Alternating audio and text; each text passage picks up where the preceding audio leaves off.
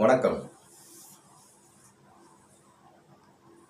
நடந்து முடிந்த தேர்தல் பிரச்சாரத்தின் போது திருவாளர் அன்புமணி ராமதாஸ் அவர்கள் தன் திருவாய் மலர்ந்து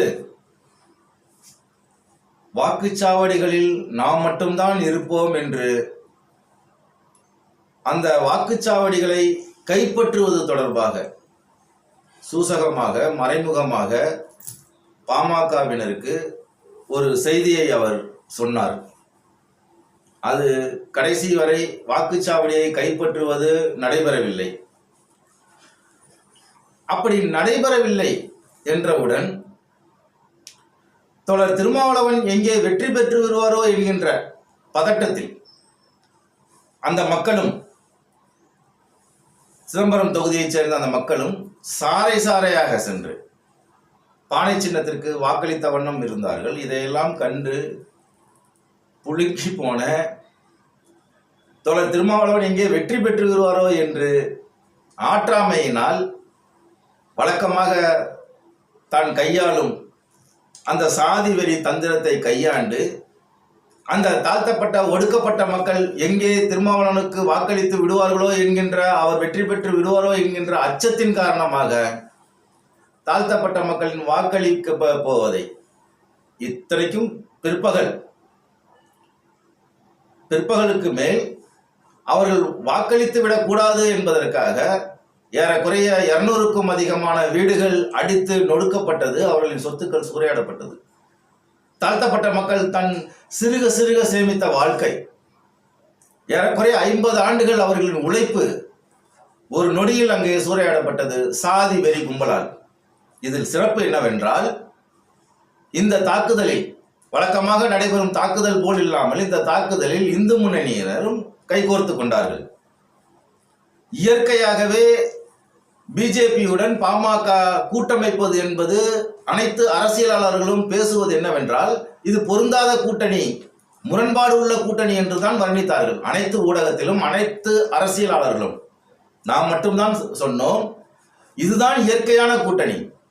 சாதியும் மதமும் கைகோர்த்து நடப்பது இருக்கிறது இல்லையா, இதுதான் இயற்கையான கூட்டணி, இதுதான் சரியான கூட்டணி, இதுதான் அம்பலப்பட்டு நிற்கக்கூடிய கூட்டணி.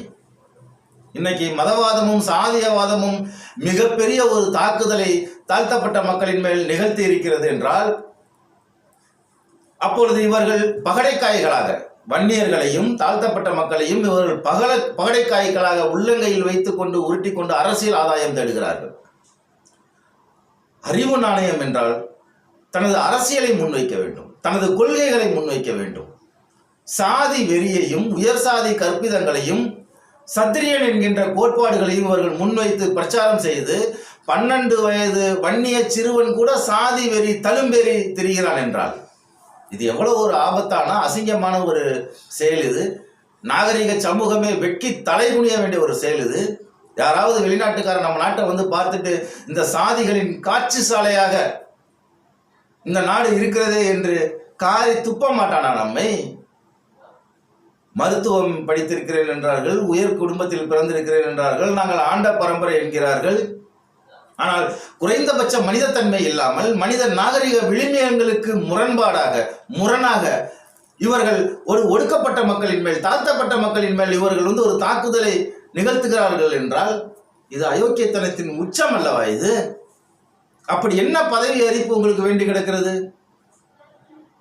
ஒற்றை குடும்பத்திற்காக நீங்க இந்த விஷயத்தை கொஞ்சம் ஆழமா ஊன்றி பார்க்க வேண்டிய செய்தி இருக்கிறது. ஒரே ஒரு குடும்பம் வயிறு வளர்ப்பதற்காக, வசதியை பெருக்கிக் கொள்வதற்காக கோடிக்கணக்கான வன்னியர்களை பலிகடாவாக ஆக்கி நாகரிக சமூகமே காரி துப்பும் அளவிற்கு அந்த பகுதியில் போய், கிராமங்களில் போய் பார்த்தீர்களானால் உங்களுக்கு தெரியும். கல்வி கிடையாது, மருத்துவம் கிடையாது, சுகாதாரம் கிடையாது, எந்த ஒரு அடிப்படையும் கிடையாது.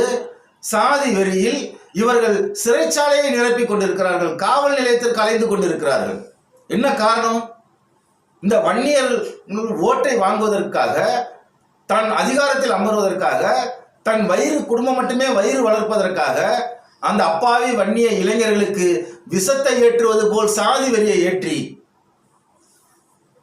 நான் பொறுப்புக்கு வந்தேங்க, நான் ஒரு கட்சி தலைவருங்க, நான் சாதி சங்க தலைவருங்க, என் சமூகத்தில் இருந்து இத்தனை மருத்துவர்கள் இந்த ஆண்டு வந்தார்கள், இத்தனை வழக்கறிஞர்கள் வந்தார்கள், இத்தனை அரசியலாளர்கள் வந்தார்கள், இத்தனை ஆய்வாளர்கள் வந்தார்கள், இத்தனை அறிஞர்கள் என் சமூகத்தில் இருந்து உற்பத்தியாளர்கள் என்று சொன்னால் அது மனிதனுக்கு பெருமையா?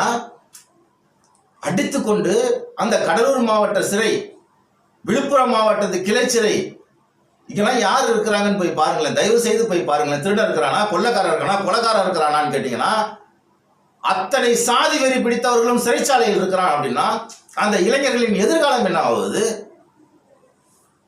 நீங்க யோசிச்சு பாருங்க.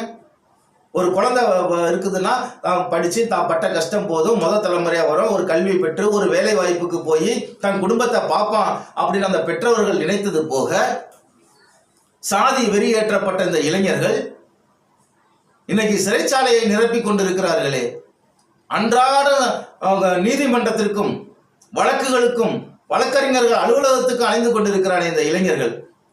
இவர்களுக்கு நாளை ஒரு அரசு வேலை கிடைக்குமா, ஒரு நல்ல வாய்ப்புகள் எதுவும் கிடைக்குமா, வேற வேலைக்கு போனாலும் இவர்களை எடுத்துக்கொள்வார்களா? உலகமே நாகரிகத்தின் உச்சாணி கொம்பில் இருக்கும்போது இந்த காட்டு மிராண்டிகள், இந்த அயோக்கியர்கள், தன் வயிறு வளர்ப்பதற்காக இந்த ராமதாஸ் கும்பல், இந்த குச்சி கொளுத்திகள் இந்த அப்பாவி இளைஞர்களை சீரழிப்பது மட்டுமல்லாமல் தனக்கு இணையே இல்லாத ஒடுக்கப்பட்ட தாழ்த்தப்பட்ட ஏறக்குறைய 2000 ஆண்டுகளாக சமூகத்தில் எந்த உரிமையும் அனுமதிக்கப்படாத அப்படி ஒரு ஒடுக்கப்பட்ட சமூகத்தை மேலும் ஒரு ஒடுக்கி அதன் மூலியமாக தான் வீரன் என்பதும் தான் சத்திரியன் என்றும் நிலைநாட்டிக் கொள்ள விரும்புகிறார்கள் என்றால் இது கேவலம் இல்லையா? நாகரிக சமூகம் உங்களை எல்லாம் காரி துப்பாதா? என்ன அயோக்கியத்தனம் இது?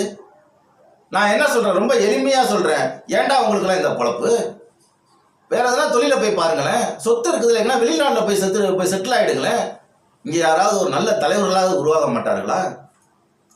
நான் கேட்கிறேன், வன்னிய ராமதாஸ் அவர்களே, எத்தனை குடியை கெடுத்திருப்பீர்கள், எத்தனை குச்சி கொடுத்திருப்பீர்கள், எத்தனை தாழ்த்தப்பட்டவர்களை பழி கொடுத்திருப்பீர்கள். உங்களுக்கு இவர்களை தாண்டி ஒரு பறையரை காட்டி அரசியல் செய்வதை தாண்டி உங்களுக்கு என்ற ஒரு அரசியல் இருக்கிறதா?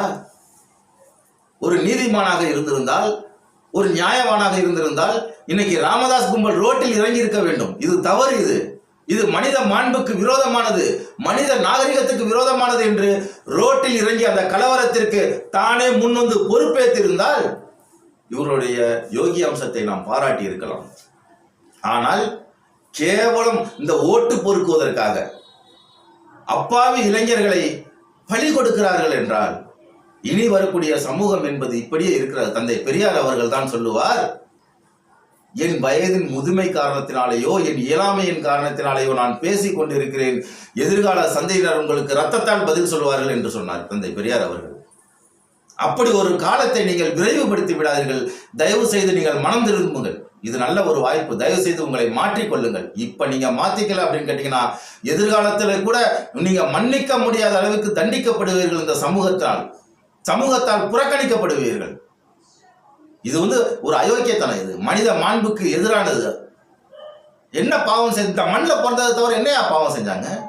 நீங்க வயிறு வளர்ப்பதற்காக, நீங்க குடும்பம் கோடி கோடியாக கொள்ளையடிப்பதற்காக, நீங்க வசதி வாய்ப்புகளாக இருக்கிறதுக்காக இந்த பறையர் சமூகமும் இந்த வன்னியர் சமூகம் காலமெல்லாம் அடிச்சுக்கிட்டு சாகணுமா?